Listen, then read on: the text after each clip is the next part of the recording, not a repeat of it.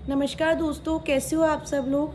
तो आज की जो कहानी मैं आपको बताने वाली हूँ, ये कहानी है रिया और आदित्य की, जो पूरी तरह से सच्ची घटना पर आधारित है। मैंने इनके नाम बदल दिए हैं और जगह बदल दी है, लेकिन कहानी सच्ची है। रिया जो एक कॉलेज में पढ़ती थी, मेडिकल स्टूडेंट थी। 2021 में रिया की मुलाकात आदित्य नाम के एक लड़के से होती है। आदित्य दिखने में बहुत स्मार्ट, चार्मिंग और फुल कॉन्फिडेंट था। रिया को आदित्य बहुत जल्दी पसंद आ जाता है और दोनों की दोस्ती प्यार में बदल जाती है। दोनों घंटों घंटों फ़ोन पर बातें करने लगते हैं, एक दूसरे से प्यार की कस्में खाना, शादी के वादे करना, फ्यूचर के सपने देखना, छुप छुप कर घर वालों से मिलना। रिया को लगता है कि उसको सच्चा प्यार मिल गया और उसकी तलाश ख़त्म हो गई, लेकिन रिया को नहीं पता था कि आदित्य के लिए ये प्यार सिर्फ एक खेल है। एक दिन रिया आदित्य के फ़ोन में किसी लड़की की चैट देख लेती है और उससे पता चलता है कि आदित्य किसी के साथ पहले से रिलेशनशिप में है और रिया का वो सिर्फ टाइम पास कर रहा था। दोनों में बहस हो जाती है।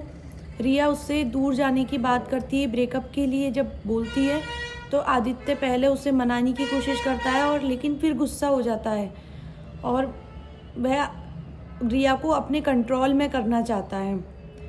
रिया के अंदर डर और बहुत ज़्यादा नेगेटिव वाइब्स आने लगती हैं। रिया किसी ना किसी तरीके से आदित्य से दूर जाना चाहती है, कुछ भी करके, लेकिन आदित्य उसे अपने आप से दूर नहीं होने देता।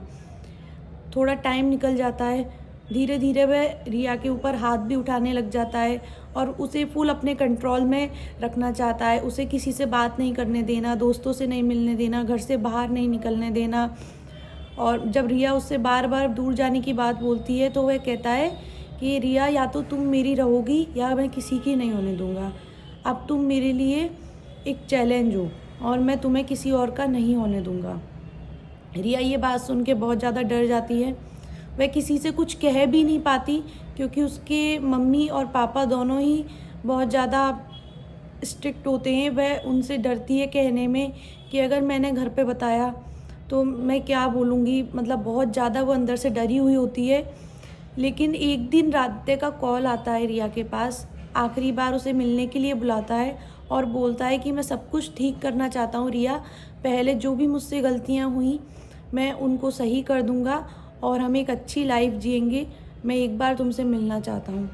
रिया घर से निकलती है, लेकिन घर कभी वापस नहीं लौटती। दूसरे दिन शहर से बाहर एक लड़की की लाश मिलती है पुलिस को। जांच में पता चलता है कि वह लाश रिया की थी।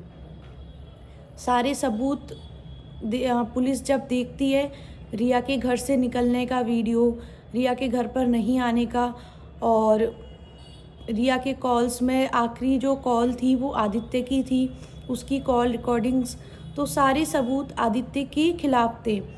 पुलिस आदित्य को गिरफ्तार कर लेती है और उससे पूछताछ शुरू कर देती है। आदित्य पहले तो मुकर जाता है कि वह नहीं जानता कुछ भी, उसने कुछ नहीं किया, लेकिन बाद में वो अपनी गलती एक्सेप्ट कर लेता है और वह पुलिस को बता देता है कि उसने ही रिया का मर्डर किया है गला दबाकर, क्योंकि वह रिया को किसी और की होते हुए नहीं देखना चाहता था। वह रिया पर अपना कंट्रोल रखना चाहता था, लेकिन रिया बार बार उससे दूर जाने की बात करती थी और इसीलिए उसने रिया को ख़त्म कर दिया। आदित्य को उम्र कैद की सज़ा हो जाती है। रिया के माँ बाप आज भी अपनी बेटी के लिए लड़ रहे हैं, लेकिन उनकी बेटी कभी वापस नहीं आएगी। तो कभी कभी हमें ऐसे इंसान से प्यार हो जाता है जो हमारे सामने दिखावा तो बहुत अच्छे बनने का करता है, लेकिन उसकी सच्चाई कुछ और होती है। और हमारे देश में न जाने कितनी ऐसी रिया हैं जो आदित्य जैसे लड़कों के चक्कर में फंसी हुई हैं, क्योंकि उन्हें ये पता ही नहीं है कि उनका जो बॉयफ्रेंड है वो उनके साथ सिर्फ एक खेल खेल रहा है, उनके साथ टाइम पास कर रहा है।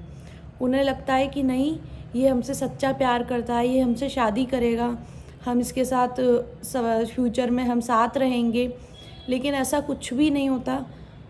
ज़रूरी नहीं कि हर लड़का खून करे, मर्डर करे। लेकिन वो किसी लड़की की इमोशंस के साथ खेल रहा होता है। ये भी एक बहुत बड़ी चीज़ है। तो मैं आप लोगों से यही कहना चाहती हूँ कि अपने लाइफ पार्टनर का जो भी आप डिसीज़न लेते हैं अपनी लाइफ के लिए, वो आप बहुत सोच समझ के लें, क्योंकि आज के टाइम पे कोई भी इंसान विश्वास करने लायक नहीं है। हर कोई आजकल सिर्फ अपना मतलब निकालने में लगा हुआ है। उसके लिए दूसरे की इमोशंस, उसकी फीलिंग कोई मायने नहीं रखती। और बहुत लड़के ऐसे जो सिर्फ प्यार को टाइम पास समझते हैं, खेल समझते हैं, थोड़े दिन के लिए, जब तक शादी नहीं हो रही चलो ठीक है एक गर्लफ्रेंड बना लेते हैं। तो ऐसे लड़कों के चक्कर में मत फंसो लड़कियों। बाद में ऐसा ना हो कि आपको पछतावा हो कि हम एक गलत इंसान के चक्कर में पड़ गए, क्योंकि एक बार जिससे आपके इमोशंस जुड़ जाते हैं ना, वो ज़िंदगी भर आपसे नहीं दूर जाते। आप जब भी कोई चीज़ होगी ना, आप उसी इंसान को याद करेंगे। आपको चाहे लाइफ में कितना भी अच्छा लड़का मिल जाएगा, कितना भी अच्छा, लेकिन फिर भी आपको वो गलत इंसान ही याद आएगा। तो ऐसे इंसानों के चक्कर में मत पड़ो। पहले लोगों को परखो, देखो, उसके बाद कोई फ़ैसला लो।